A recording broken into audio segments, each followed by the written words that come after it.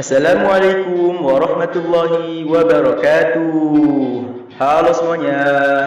Kami dari kelompok 8 mata kuliah perkembangan peserta didik ingin mempresentasikan tentang perspektif belajar sosial dan perspektif humanistik. Kelompok kami terdiri dari Ahmad Faidlani, Fadia Syafitri, Laili Rahmadani, dan Wahyu Aji. Dengan dosen pengampu Ibu Dr. Happy Karlina, MPD Konselor. Baik, di sini kita akan membahas perspektif belajar sosial dan perspektif humanistik dari pengertian dari teori belajar sosial menurut Bandura, Gunarsa, Gagne, dan Berliner, serta konsep yang diterapkannya. Lalu berikutnya kelebihan dan kekurangan dari teori belajar sosial menurut Bandura, Gunarsa, Gagne, dan Berliner. Berikutnya kita juga akan membahas pengertian dari teori humanistik menurut Abraham Maslow dan Carl Rogers, serta konsep yang diterapkannya, dan tidak lupa kelebihan dan kekurangannya. Baik, langsung saja kita bahas apa itu belajar sosial. Belajar sosial adalah proses belajar yang terjadi sebagai fungsi dari pengamatan, penguasaan, dan dalam kasus proses belajar imitasi, yaitu peniruan perilaku orang lain. Nah, berikutnya teori belajar merupakan suatu kegiatan seseorang untuk mengubah perilaku mereka.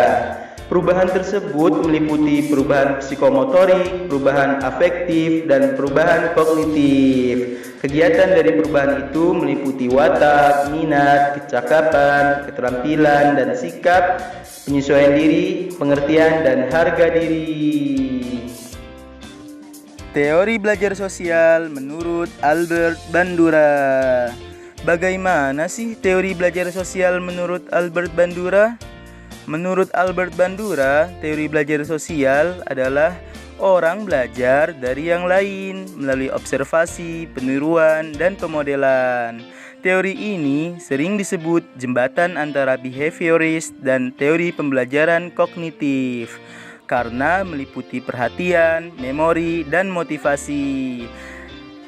Teori social learning theory ini dikembangkan oleh Albert Bandura, seorang psikolog kelahiran Mundar, Kanada, 4 Desember 1925.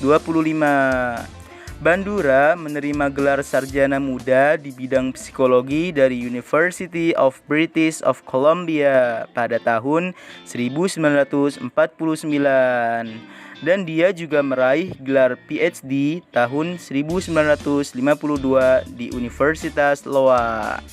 Pada tahun 1953, dia mulai mengajar di Universitas Stanford. Berikutnya, kita akan membahas tentang konsep. Harapan atau ekspektasi berarti seseorang mempunyai pengetahuan yang kemudian harus diwujudkan dari lingkungan dan kepercayaannya terhadap sesuatu yang sesuai dengan lingkungannya. Belajar observasional berarti individu mempunyai pengetahuan dasar dengan mengobservasi orang lain di dalam lingkungan. Seorang individu akan mengenali perilaku orang lain dengan menyesuaikan diri, lalu menirukan perilaku tersebut. Lalu, kapasitas behavioral merujuk pada fakta bahwa pengetahuan seseorang diperlukan untuk mempengaruhi perilakunya. Selagi perilaku orang lain mungkin dapat mempengaruhi kamu, perilakumu tidak akan terpengaruh sampai kamu tahu atau sadar. Efikasi diri adalah keyakinan seseorang terhadap dirinya sendiri. Maksudnya bagaimana sih? Maksudnya, jika seseorang yakin terhadap pengetahuannya, ia akan bertindak berdasarkan pengetahuannya. Ia akan bertindak bila ia pede dengan tindakannya. Determinisme resiprokal adalah orang saling meniru perilaku saat mereka berinteraksi. Ketika seseorang berada di satu lingkungan, dia akan beradaptasi dengan lingkungan tersebut. Reinforcement adalah respon dari orang lain yang dapat memperkuat atau melemahkan suatu perilaku. Berikutnya, kita akan membahas tentang kelebihan dan kelemahan teori Albert Bandura. Apa sih kelebihannya? Kelebihannya yaitu teori ini lebih lengkap dibandingkan teori belajar lainnya. Karena itu, menekankan bahwa lingkungan dan perilaku seseorang dihubungkan melalui sistem kognitif orang tersebut. Lalu, apa sih kekurangannya?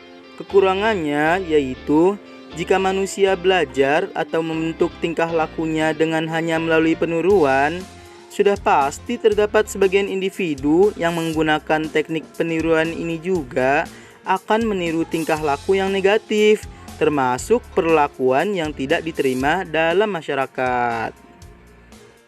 Yang kedua, kita akan membahas tentang teori belajar sosial menurut Gagne.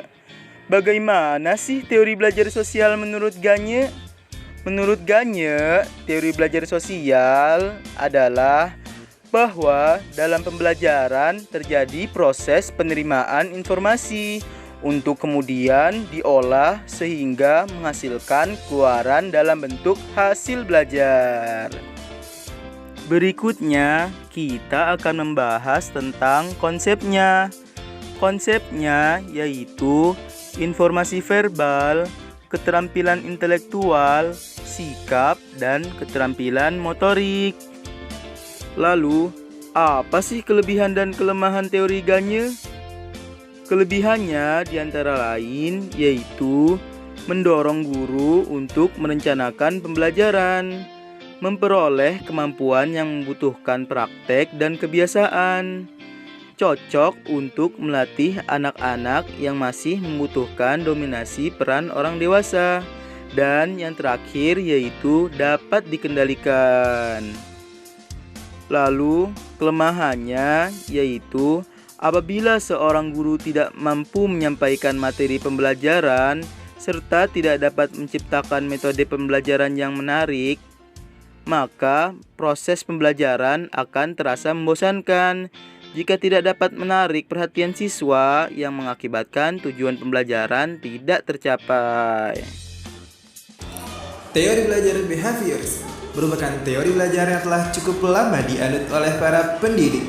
Teori ini dicetuskan oleh Judge dan Berliner yang berisi tentang perubahan tingkah laku sebagai hasil dari pengalaman.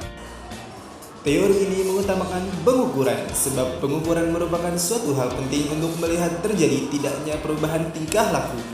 Teori behavioristik dengan model hubungan stimulus responnya mendudukan orang yang belajar sebagai individu yang pasif. Respon atau perilaku tertentu dengan menggunakan metode pelatihan atau pembiasaan semata. Munculnya perilaku akan semakin kuat bila diberikan penguatan dan akan menghilang bila dikenai hukuman. Untuk selanjutnya itu konsep nih teman-teman. Apa aja sih konsepnya? Yang pertama, objek psikologi adalah tingkah lakunya. Yang kedua, semua bentuk tingkah laku dikembalikan pada refleks. Selanjutnya, mementingkan pembentukan kebiasaan. Nah, ada lagi adanya kontrol stimulus dalam awal pembelajaran. Yang terakhir, membedakan respon. Dalam sebuah teori pasti nantinya ada sebuah kelebihan dan kekurangan. Bukan hanya dalam sebuah teori, dalam praktek kehidupan juga pasti ada yang namanya kelebihan dan kekurangan. Nah, sekarang kita bahas kekurangan dan kelebihan dari teori behavioristik. Apa aja sih? Yang pertama, kelebihannya. Kelebihan itu sangat cocok untuk memperoleh kemampuan yang membutuhkan praktek dan kebiasaan yang mengandung unsur seperti kecepatan, spontanitas, kelenturan, refleks, daya, dan sebagainya. Contohnya, percakapan bahasa asing, mengetik, menari, berenang, dan olahraga. Itu kelebihannya. Kalau kekurangannya apa aja? Itu penerapan teori yang salah dalam pembelajaran mengakibatkan terjadinya proses pembelajaran yang tidak menyenangkan bagi siswa, yaitu guru sebagai pusat. Otoriter komunikasi berlangsung satu arah. Guru itu melatih dan menentukan apa yang harus dipelajari murid. Menggunakan hukuman sebagai salah satu cara untuk mendisiplinkan siswa, baik hukuman verbal maupun fisik seperti kata-kata kasar, ejekan, jeweran yang justru berakibat buruk pada psikologis dan perilaku siswa. Setelah tadi kita membahas seluruh tentang teori behavioristik, nah selanjutnya kita bahas tentang teori humanistik. Apa itu? Pada dasarnya teori humanistik adalah teori belajar yang memanusiakan manusia. Gimana sih maksudnya memanusiakan manusia? Pembelajaran dipusatkan pada pribadi seseorang. Teori ini tidak lepas dari pendidikan yang berfokus pada bagaimana menghasilkan sesuatu yang efektif, bagaimana belajar yang bisa meningkatkan kreativitas dan memanfaatkan potensi yang ada pada seseorang itu. Teori humanistik ini muncul sebagai perlawanan terhadap teori belajar sebelumnya, yaitu teori behavioristik, yang dianggap terlalu kaku, pasif, bahkan penurut ketika menggambarkan seseorang manusia. Selanjutnya tokohnya itu namanya Abraham Maslow, teman-teman. Teori Maslow didasarkan pada asumsi bahwa di dalam diri individu ada dua hal. Apa aja? Yang pertama, suatu usaha positif untuk berkembang. Yang kedua, kekuatan untuk melawan atau menolak perkembangan itu sendiri. Nah, hierarki kebutuhan Maslow. Yang pertama ada self-actualization. Itu kebutuhan dan aktualisasi diri. Selanjutnya ada external needs. Apa itu? Kebutuhan akan sebuah penghargaan. Selanjutnya ada social needs, kebutuhan akan memiliki dan kasih sayang. Selanjutnya ada safety needs, kebutuhan akan keamanan. Yang terakhir ada psychological needs, yaitu kebutuhan. Teman-teman, tokoh selanjutnya ada yang namanya Carl Rogers. Dia berasumsi bahwa dasar teori Rogers itu gimana? Kecenderungan formatif, maksudnya apa? Segala hal di dunia, baik organik maupun non-organik, tersusun dari hal-hal yang lebih kecil. Kecenderungan aktualisasi, maksudnya gimana? Kecenderungan setiap makhluk hidup untuk bergerak menuju kesempurnaan atau pemenuhan potensial dirinya. Tiap individual mempunyai kekuatan yang kreatif untuk menyelesaikan. Teman-teman, selanjutnya kelebihan dari teori belajar humanistik. Apa aja sih aplikasi teori ini bisa memunculkan kreativitas peserta didik atau orang yang belajar? Hal ini terjadi karena teori ini berpusat pada orang yang belajar, bukan pada materi yang diajarkan pada peserta didik. Selanjutnya perkembangan teknologi yang pesat ekuivalen dengan perkembangan belajar. Nah, yang terakhir, tenaga pendidik justru memiliki tugas yang lebih ringan, tidak terpaku untuk menyelesaikan materi, tetapi lebih fokus pada pengembangan setiap individu yang belajar. Tadi kelebihan, di setiap kelebihan pasti ada kekurangannya, bukan? Kekurangan teori belajar humanistik. Aplikasi teori ini memungkinkan peserta didik untuk menemukan potensi dirinya sendiri. Ini terjadi karena tenaga pendidik yang terlalu melepaskan peserta didik dalam mengeksploitasi dirinya sendiri. Selanjutnya, peserta didik yang tidak berminat untuk mengikuti proses belajar akan tertinggal dengan peserta didik yang lain yang sudah memiliki niatan untuk belajar dan memperbaiki diri. Yang terakhir apa sih? Jika peserta didik tidak rajin untuk mengikuti proses pembelajaran, besar kemungkinan ia akan kesulitan untuk mengikuti proses belajar selanjutnya karena masih tertinggal di tahap-tahap yang awal. Teman-teman, setelah kita mendengarkan teori-teori dari beberapa tokoh dan juga konsep belajar dari mereka, yang terakhir ini ada kesimpulan. Kesimpulannya, belajar sosial adalah proses belajar yang terjadi sebagai fungsi dari pengamatan, penguasaan, dan dalam kasus proses belajar imitasi, peniruan perilaku orang lain. Sedangkan teori belajar itu apa? Merupakan suatu kegiatan seseorang untuk mengubah perilaku mereka. Nah, dalam pemaparan yang terdapat dalam materi, terdapat 3 ahli yang memiliki pemikiran terkait teori belajar sosial. Siapa aja? Pertama, Albert Bandura. Dia mengatakan bahwasanya di mana konsep dari teori yang diungkapkan terdiri dari harapan, belajar observasional, kapabilitas behavioral, efikasi diri, determinisme lokal, dan reinforcement. Yang kedua ada J. Dia mengatakan bahwasanya di mana konsep dari teori yang diungkapkan terdiri dari informasi verbal, keterampilan intelektual, sikap, dan juga keterampilan motorik. Yang terakhir ada Berliner. Apa yang dia katakan, di mana konsep yang digagas itu membedakan respon objek psikologi adalah tingkah laku. Semua bentuk tingkah laku dikembalikan pada refleks, mementingkan pembentukan kebiasaan, adanya kontrol stimulus dalam awal pembelajaran, dan juga membedakan. Kesimpulan selanjutnya, jika kita lihat konsep-konsep yang digagas oleh para ahli tersebut memiliki banyak sekali perbedaan, namun memiliki aspek yang dominan. Apa itu? Yaitu kebiasaan tingkah laku, dan tentunya dari setiap gagasan teori belajar sosial yang diungkapkan oleh para ahli tersebut, masing-masing memiliki kekurangan dan kelebihan tersendiri dalam pelaksanaannya.